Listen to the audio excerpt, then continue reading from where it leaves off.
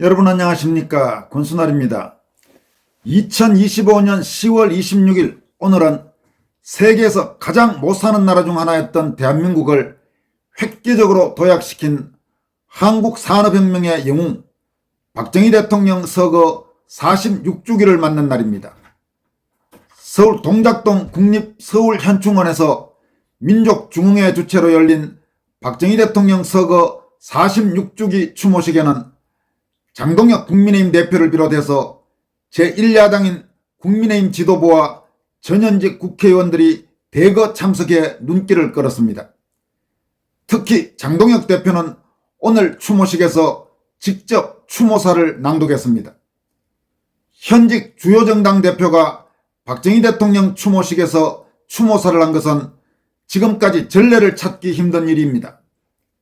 한국의 자유우파나 보수우파 애국 시민들 사이에서 큰 호응을 얻고 있습니다.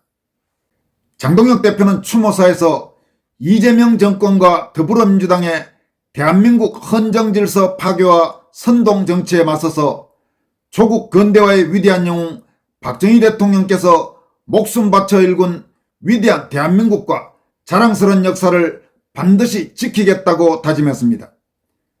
장 대표는 박정희 대통령은 한없이 깊은 절망에 빠진 국민들에게 우리 한번 잘 살아보자는 뜨거운 희망을 불어넣었다면서 이같이 말했습니다. 그는 작은 어촌에 세운 포항제철의 영광로는 산업화의 불꽃이 됐다. 거대한 선박의 백고동은 대한민국 경제성장의 힘찬 함성이 됐다. 근면 자조 협동의 새마을운동은 국민들의 정신을 바꾼 위대한 혁명이었으며 국토의 대동맥인 경부고속도로는 번영의 길을 열었다고 강조했습니다.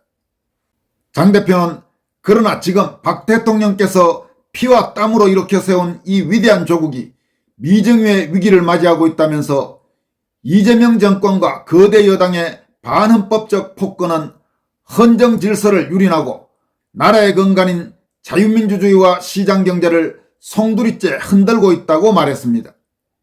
이어서 망국적 포퓰리즘으로 미래 세대의 희망을 앗아가고 있고 국익을 내팽개친 외교는 대한민국을 고립의 벼랑 끝으로 내몰고 있다면서 박정희 대통령께서 보인 불굴의 용기와 구국의 결단을 사표 삼아서 이 거대한 난국을 정면 돌파하겠다. 국민의힘은 대통령의 위대한 명령 앞에 굳게 다짐한다고 밝혔습니다. 오늘 현충원 추모식에서는 국민의힘에서 장동혁 대표를 비롯해서 송원석 원내대표, 정의용 사무총장 등 주요 지도부가 모두 참석했습니다. 또 나경원 의원과 김민전 의원, 이뇨한 의원 등도 동석했습니다. 김문수 전 대통령 후보와 오세훈 서울시장, 서천호 전략기획부총장, 최보윤 수석대변인, 최수진 원내 수석대변인도 오늘 추모식에 참석했습니다. 여러분, 장동혁 대표가 국민의힘 현직 당대표로 다른 많은 당직자들과 함께 박정희 대통령 추모식에 직접 참석하고 특히 현직 당대표로서 추모사까지 낭독한 것은 상당히 큰 의미를 갖고 있습니다. 무엇보다도 국민의힘의 핵심적인 잠재적 지지 기반인 대한민국의 자유민주주의와 시장경제, 법치주의를 지키려는 자유파나 보수파, 애국 시민들의 정서를 읽고 행동하는 움직임이라고 볼 수 있습니다. 이런 움직임은 최근 미국이나 일본 등 다른 나라에서도 대단히 중요한 의미를 갖고 있습니다. 무엇보다도 그 정당의 핵심적 지지 기반이 될 수 있는 국민들의 정치적 정서를 읽고 그에 따라서 행동하는 것이 정치적으로 승부를 걸 수 있는 그런 방법이고 상당히 효과적인 지금 한국 같은 경우 대여 투쟁, 이재명 정권과 더불어민주당에 대한 투쟁 동력을 높이는 데도 도움이 될 수 있기 때문입니다. 가령 미국의 경우 미국 대통령 트럼프는 첫 임기 후 자신의 출신 정당인 미국 공화당에서도 외면당했지만 열렬 지지층들의 힘으로 다시 대통령에 복귀하고 공화당의 체질도 완전히 바꿔버렸습니다. 또 최근 일본 역사상 첫 여성 총리 겸 자민당 총재가 돼서 세계적으로 눈길을 끌고 있는 일본의 다카이치 사나에 총리 같은 경우 자민당 총재 선거에서 국회의원들의 지지에서는 밀렸지만 자민당 핵심 당원들의 몰표로 당선되면서 역시 일본에서도 당원들의 힘의 중요성을 확실히 보여주었습니다.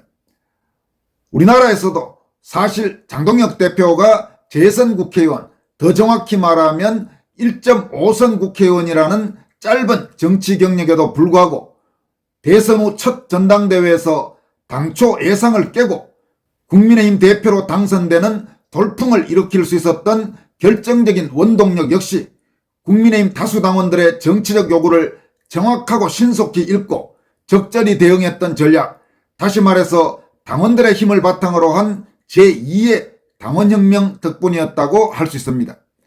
국민의힘 지도부에서 장동혁 대표 외에도 김민수 최고위원이나 신동욱 최고위원이 최근 급격히 국민들 사이에서 인지도가 높아지고 지지도가 높아지고 있는 것도 바로 제대로 싸울 줄 아는 그런 모습을 보여주고 있기 때문일 것입니다. 그런 점에서 오늘 박정희 대통령 추모식에 장동혁 대표가 직접 참석하고 특히 직접 추모사까지 한 것은 제대로 한국의 자유우파나 보수우파 성향 국민들의 마음을 읽고 또 그들의 정서를 받아들이고 그걸 바탕으로 해서 이재명 정권과 더불어민주당과 싸울 수 있는 동력을 확보한다는 점에서 상당히 높이 평가할 수 있겠습니다. 이어서 전해드릴 내용은 북한의 경제관료 출신으로 체코 주재 북한무역부 대표를 지냈던 엘리트 탈북자 김태산 전 체코 주재 북한무역 대표가 최근 자신의 소셜미디어를 통해서 간첩들이 애국자를 심판하는 더러운 정권, 망한 나라, 이런 도발적인 제목의 글을 올렸습니다. 현 시점에서 한국에 상당히 시사하는 바가 있는 내용이어서 여러분들에게 소개해드리도록 하겠습니다. 김태산 대표는 이 글에서 이재명과 더불어민주당 노는 꼴이 하도 더러워서 몇 자 쓴다. 더불어민주당이 10월 20일에 허위조작정보 건절법이라는 것을 발표했다. 이 법은 허위조작 정보를 고의적으로 퍼뜨린 자에게는 손해액의 5배 배상을 부과하고 법원이 불법 정보로 판단한 내용을 악의적으로 유포할 경우는 최대 10억 원의 과징금을 부과한다고 한다면서 나는 지금까지 살면서 이렇게 파렴치하고 더러운 정치 집단은 처음 본다. 사실 이 한국 땅에서 가짜 정보를 제일 많이 생산해 퍼뜨린 자들은 북중을 등에 업은 좌파들이 아닌가라고 밝혔습니다. 그는 이어서 10년 전에는 한국의 언론을 모두 장악하고 가짜뉴스로 박근혜 대통령을 탄핵시키고 감옥 보내고 정권까지 찬탈한 자들이다. 또 윤석열 대통령을 가짜 내란죄로 몰아서 탄핵시켜 감옥에 보내고 정권을 찬탈한 자들이다. 문재인 때부터 국가의 모든 통계 조작과 허위정보 조작을 밥 먹듯이 하고 또 그것을 감싸주던 민주당이다. 그런 자들이 갑자기 돌변해 저런 더러운 법을 만든다는 것은 국민들을 완전히 개돼지로 본다는 증거라고 비판했습니다. 이어서 그러면 민주당이 갑자기 저런 악법을 만든 이유는 무엇인가? 그 이유 첫째는 이재명과 민주당은 국민들과 특히 20, 30대 청년들 속에서 불법 탄핵과 불법 선거에 대한 인식과 반중국 의식이 나를 따라 높아지는 것을 원천봉쇄하려 합니다. 지금 애국적인 인터넷 신문들과 유튜버들은 이재명의 온갖 죄행들을 계속 까발리고 있다. 또 중국의 부정선거 개입과 대한민국 침탈 행위도 까발키고 있다. 그래서 이재명은 법과 권력을 동원해 애국자들을 탄압하려고 날뛴다. 그렇게 진실을 말한 애국자들을 범법자로 몰아간다고 지적했습니다. 김태산 대표는 이유 둘째는 지금 온 국민의 관심사인 김현지의 정체를 숨기고 보호하기 위한 이재명과 민주당의 최후발악이다. 한마디로 김현지에 대해서는 그 어떤 의문도 가지지 말며 어떤 발언도 하지 말라는 공개적인 협박이고 위협이다. 나는 한국에 와서 국민의 알 권리와 언론의 자유가 실현된 한국 사회를 보고 정말 감탄했다. 북한에서 나에게 알 권리와 자유는 없었다. 눈이 있어도 보지 말아야 했고 귀가 있어도 듣지 말아야 했으며 입이 있어도 보고 들은 것을 말할 수가 없었다. 북한 사람들은 김일성 가문에 대하여 알 수도 없거니와 알려고 해서도 안 되며 또 함부로 말하면 온 가족이 죽임을 당해야 한다면서, 그런데 나의 자유롭던 한국 생활 20년 만에 또다시 북한과 똑같은 독재 밑에서 노예처럼 살아야 할 처지가 되었다. 지금의 한국에서는 이재명이가 북한 독재자 김정은이다. 더불어민주당은 북한의 노동당과 똑같은 독재 정당이라고 질타했습니다. 그는 이어서 지금 김현지는 김일성 가문과 똑같은 신성불가침의 존재다. 이것은 분명히 김현지가 간첩이라는 증거다. 김현지와 결탁된 이재명 정부도 간첩 정부라는 증거다. 김현지가 간첩이 아니라면 저따위 더러운 법을 만들면서까지 그녀를 숨길 이유가 없다고 주장했습니다. 김태산 대표는 또 만약 국정원과 경찰이 얼굴 사진을 가지고도 그 사람의 인적 상황을 밝히지 못한다면 그 사람은 분명히 외국 간첩이다. 주민등록증이 없거나 또 위조된 주민증을 소지했다면 그도 간첩이다. 또 출산까지 한 여인이 병원에 신상자료가 없다면 그것도 간첩이라는 증거다. 지금 많은 국민들은 김현지를 간첩이라고 본다. 그런데 민주당은 오히려 국민들과 애국자들을 범죄자로 몰아간다. 이제 더는 국민들에게 알 권리와 표현의 자유는 없다고 강조했습니다. 김 대표는 결국은 간첩들과 반역자들이 오히려 애국자들을 범죄자로 몰아가는 나라가 지금의 대한민국이다.